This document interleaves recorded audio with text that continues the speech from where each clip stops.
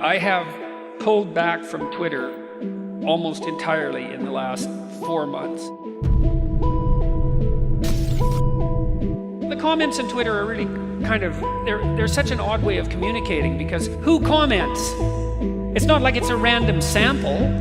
You know, like if I just pointed to 50 people in the audience randomly and asked for an opinion about something, I'd kind of get a good sample of what the audience thought.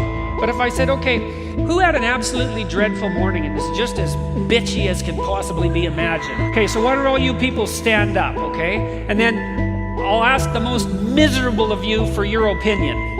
That's kind of what Twitter's like. You don't know what the hell's going on with the person who's commenting. You don't know if they are even real, if they're hiding behind some false pseudonym, or if they're trolling, or like I said, if they just had an absolutely miserable day and need to, you know, throw a dart at someone to alleviate some of their stress. So, and that's a problem with social media in general, all these new communication technologies that we've evolved. We really have no idea what they're doing to us. I mean, they're really, really hard on young women in particular. Young people now, they're just followed by paparazzi, essentially, constantly. And I've watched that with the young teenage daughters of many of my friends. God, it's miserable. We know that there is some relationship between the amount of time people use Facebook, for example, and their mental health, which means the more they use Facebook, the more depressed they are.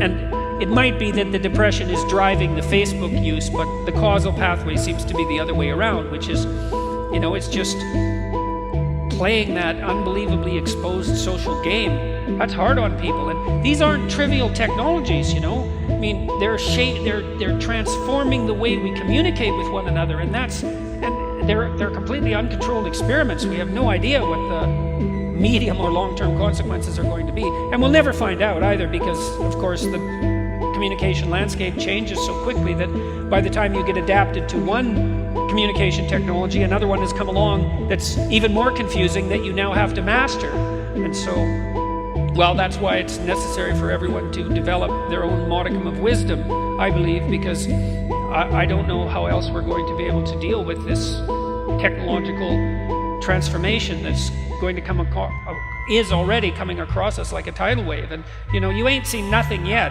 The people in Silicon Valley have plans that, well, that make you think that the whole place should probably be bombed just for the safety of the rest of us.